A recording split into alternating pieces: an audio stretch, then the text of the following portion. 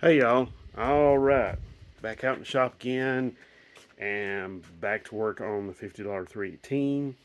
Previous video you saw me take the intake manifold off and found out what was leaking. It was the intake gasket like I thought right at the water crossover. The gasket kind of shifted, moved, and got clamped down, and then it didn't seal. Regardless of the fact that I had too much silicone on there. But okay, so I'm going to carry on cleaning all of this mess, and I want to talk to you all. Yeah, you. I want to talk to you.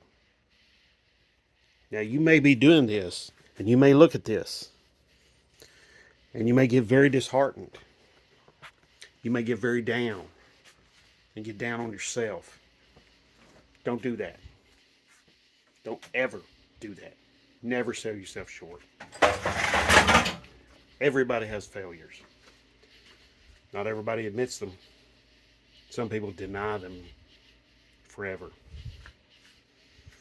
Don't do that. Own your faults. You made it. You did it. Own it. Main thing is, know what you did wrong. Just now, I left this door open a few minutes ago. Left the key on. But, hey, I went and closed the door, pulled the key out, turned the key off, all of that. So, what should you do? How should you act? Well, how should you act when this sort of thing happens? Well, you should treat it as an experience of learning. Okay? The thing of it is, you're going to fail. It's going to happen. You're going to do it. Everybody's going to do it. There's nobody out there that is batting 100 every single time. Nobody. Okay? Absolutely no one is always nailing it. Okay? So, what I say to you is this. Don't be down and hard on yourself, because you know what? There's going to be plenty of people who are going to do that. Don't sell yourself short. Don't be thinking to yourself that you have no business doing this. If you have a desire to do it, if you have a willingness to do it,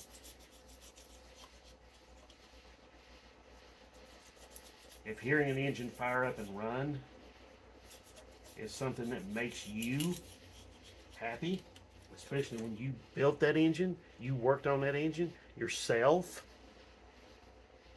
then why should you let the mutterings of people who have no business telling you anything?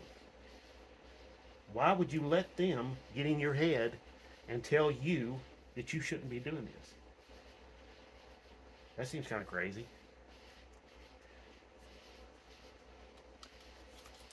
I wouldn't. Now, if you're a younger mechanic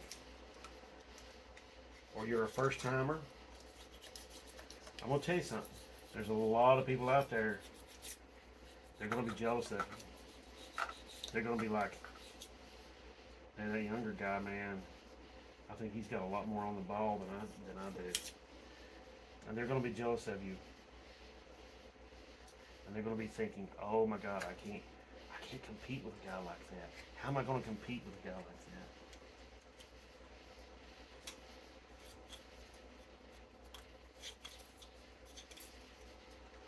And the thing of it is, when you're a younger person, you're not going to know everything. I know some shops, some garages, and some people will think you should. Well, you went to school. Why don't you know this? That's the kind of thing you'll hear. You'll hear that. You should know this. You went to school. You went to school for this.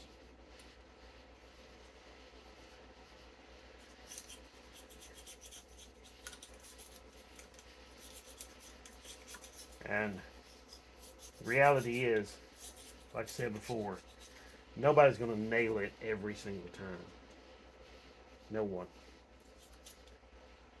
I don't care the experience.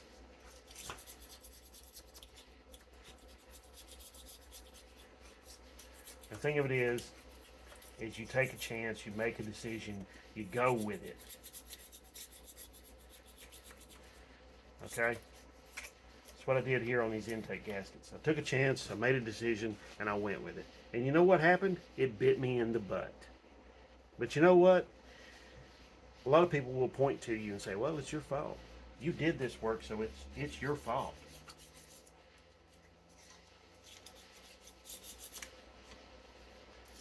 You may be dealing with defective parts. You may be dealing with a driver who has no concept of how to drive that particular kind of vehicle.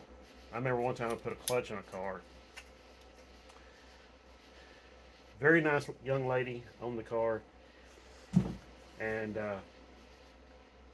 she kept buying the clutches. We put one clutch in there, and after 3 days, the clutch was burned out. 3 days.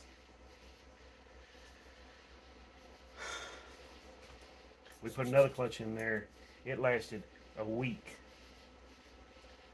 I said something is going wrong here. Because I mean, we were like, we took the flywheel and had it resurfaced. We torqued the bolts. We checked everything within an inch of its life. I mean, everything was like examined and looked at and re-looked at again and looked at, but not by one, but like 3 different mechanics. None of us could find anything wrong.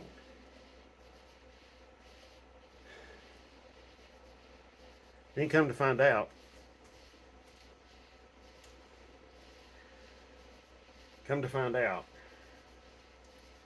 the person who was supplying the clutches was getting them from somebody they were rebuilt clutches, and they were just awful. Oh, they fitted, they bolted right up, they looked right, but the spring pressure was terrible.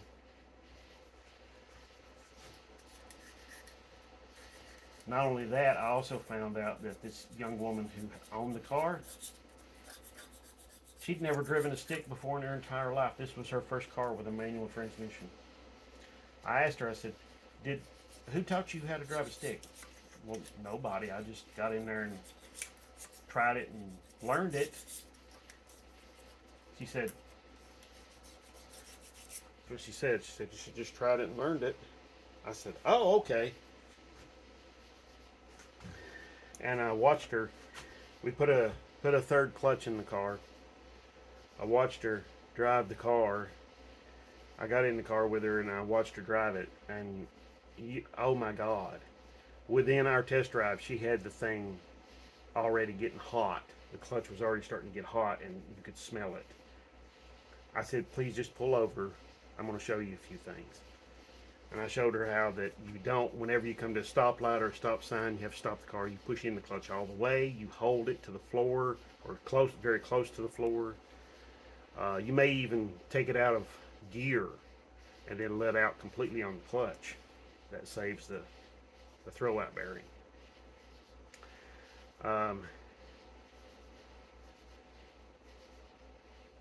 Keep in mind, every time we were doing this job on this car, we were replacing the clutch plate, the pressure plate, and the throwout bearing. Every single time. Every single time she was like burning them up. And it's, one, it was the defective clutch to begin with, and 2, it was, the spring pressures were terrible. And then 2 was also she was like cooking the hell out of the clutch, and you could see it on the flywheel. There was all kinds of hot spots on the flywheel. So anyway, I showed her that when you drive it, when you're in gear, you take your foot completely off the clutch pedal. don't have your foot on the clutch pedal when you're in gear, when you're in motion. The only time you put your foot on the clutch is when you are about to change gears or you're about to come to a stop. After that, guess what? Her clutches lasted a hell of a lot longer. She got one from somebody else. That was the third one. We put it in, and her clutches started lasting a whole lot longer. There was no more, she wasn't smoking them to death. So that was kind of nice. But, like I said, don't let failure, don't let, things be your downfall. Don't let this be your, what defines you. Let this be something that you learn from. And let this be something that you say, I know what to do now. Or I know what not to do. And that's the key element, is knowing what not to do. Because sometimes we can always sit here and say, oh, well, I know what to do. But sometimes it's knowing what not to do as well, Because it's like, in the next time, I'm not going to use those sheet metal gaskets. I'm going to use the fibrous gaskets. And I'm going to be a little more gentle about putting the intake manifold on. So that's what I'm going to do. And then I hope I can get this thing together and running, and it's going to be fantastic and great. So I hope you all tune in for that. But